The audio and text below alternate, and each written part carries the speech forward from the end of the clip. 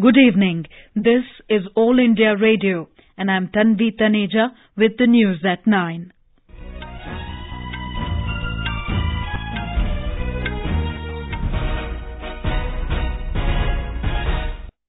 The headlines. Campaigning further intensifies for assembly elections in Rajasthan and Telangana. Polling on Friday. In Uttar Pradesh, 2 persons, including a police inspector, killed in Bulandshahr violence. State government appoints SIT to probe the incident. 10 Jaish-e-Muhammad terrorists arrested in Kashmir Valley. A Sri Lankan court bars Mahinda Rajapaksa from acting as Prime Minister. Qatar to pull out from OPEC from January next year to increase production of LPG. And in Men's Hockey World Cup Pool A matches, Argentina beat New Zealand 3-0. Spain and France play out a 1-1 draw.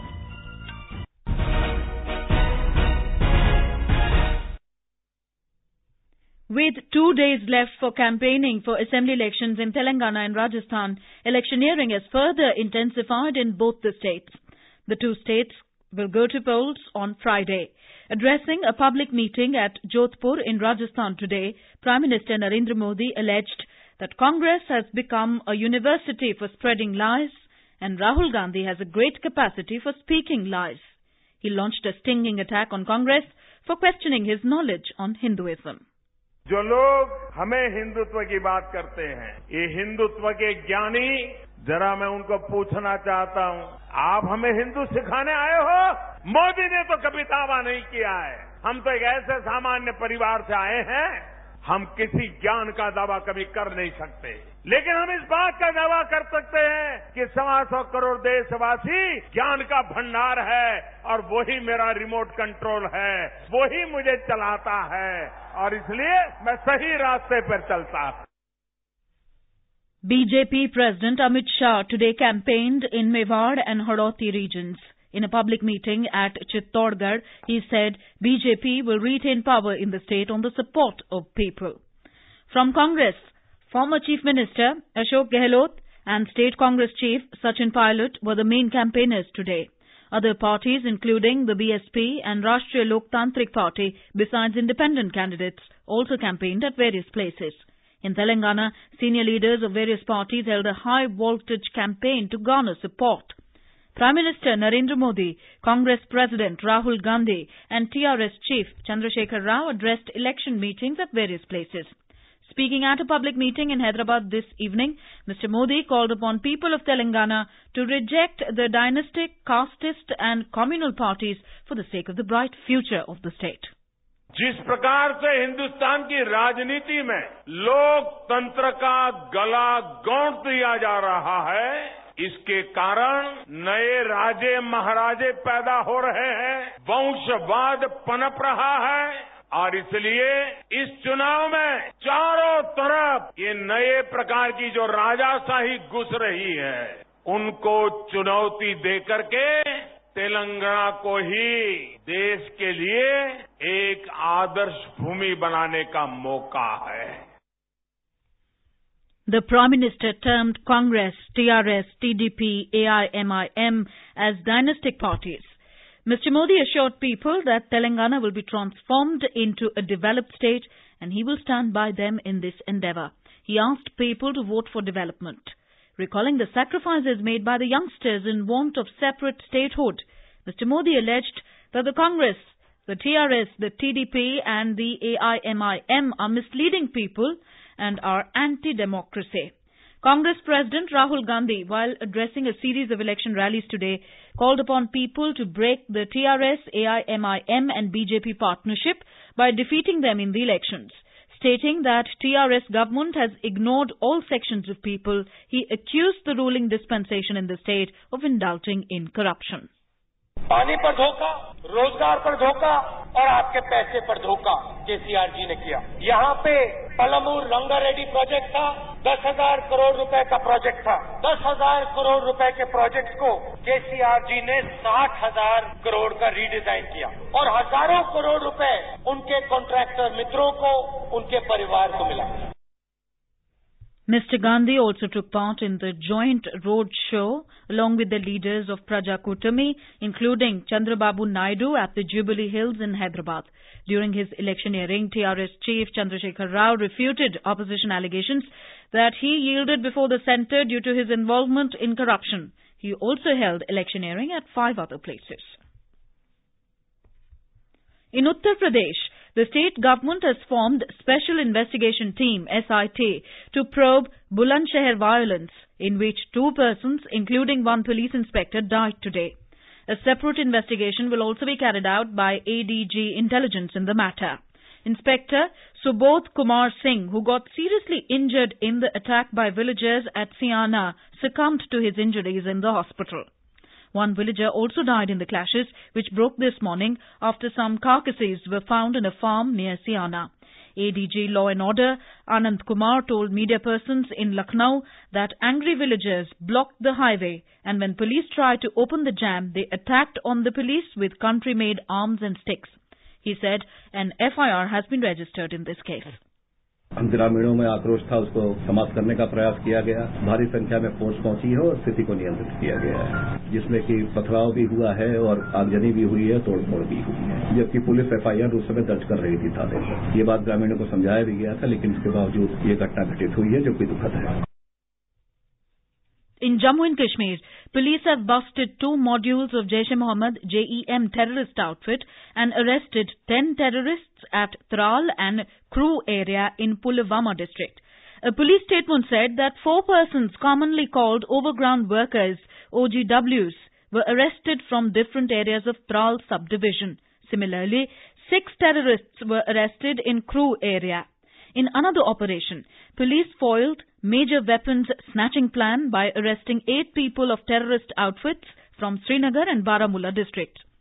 Police officials said arms and ammunition and other incriminating material were recovered from the arrested persons. CBI has filed a charge sheet against Delhi Health Minister Satyendra Jain, his wife and a few others in a disproportionate assets case. CBI said in a release that the disproportionate assets against the minister have been worked out to over 1,47 lakh rupees. It said searches were conducted at the premises of the accused, which led to the recovery of certain incriminating documents. The move comes days after the Home Ministry granted CBI the sanction to prosecute Mr. Jain in a case registered by the probe agency in August last year for acquiring assets disproportionate to his known sources of income. The case was registered against the minister, his wife Poonam, and a few of his associates. This is All India Radio giving you the news. For quick news updates around the clock, follow us on our Twitter handle at AIR News Alerts. You can also log on to our website newsonair.nic.in. A Sri Lankan court today barred Mahinda Rajapaksa from acting as Prime Minister, further aggravating constitutional crisis in the island nation. This comes as a major setback to President Maithripala Sirisena, who had installed his former rival in place of Ranil Wickremesinghe in a controversial decision last month. The Court of Appeal issued an interim order restraining new government from functioning until the petition is heard on the 12th of this month. More from our Colombo correspondent. The petition was filed in Court of Appeal by 122 MPs of UNP and its associates to restrain Mr. Rajapaksa and his cabinet from functioning. The petitioners had argued that Mr. Rajapaksa has lost the no-confidence motion in Parliament and thus the cabinet stands dissolved. President Sirisena, in his meeting with Tamil leaders after the judgment, accepted that there is no PM or government at present and said that he will take necessary actions within the next 24 hours. Ousted PM Ranil Wickremesinghe in his reaction said, "The victory of democratic institutions over whims of individuals is the legacy of good governance agenda." Santosh Kumar for AIR News from Colombo. Qatar has announced its decision to leave the Organization of the Petroleum Exporting Countries, OPEC, from January next year and focus more on the production of natural gas. Addressing a press conference in Doha, Qatar's new energy minister, Saad Al-Kabi, announced the decision today. He said Qatar has plans to increase its annual exports of liquefied natural gas, LPG, from 77 million tons of gas per year to 110 million tons. Qatar is world's largest exporter of LPG. Al-Kabi said Qatar also wants to raise its oil production from 4.8 million barrels of oil equivalent a day to 6.5 million barrels. There was no immediate comment from Vienna-based OPEC, which is to meet this month and discuss possible production cuts. Finance Minister Arun Jaitley has said global economy needs to cut down trade barriers. He was addressing the 80th session of the Policy Commission of World Customs Organization WCO in Mumbai through video conferencing today. Mr. Jaitley also called for open borders, saying trading across national boundaries is an economic imperative of the times. He said barriers to free trade should be dismantled for faster economic growth. He said it is in the larger interest of every country to make sure that trade barriers are brought down to the extent it is possible. The comments come amid growing concerns over tariff wars across the world. Mr. Jaitley also affirmed the centre's commitment to improving trade facilitation across borders and adopting the best practices across the world.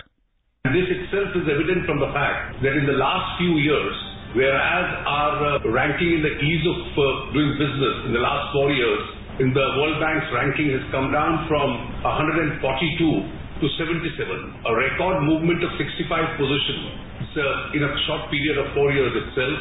One of the areas which was marked with considerable importance itself was facilitating global trade.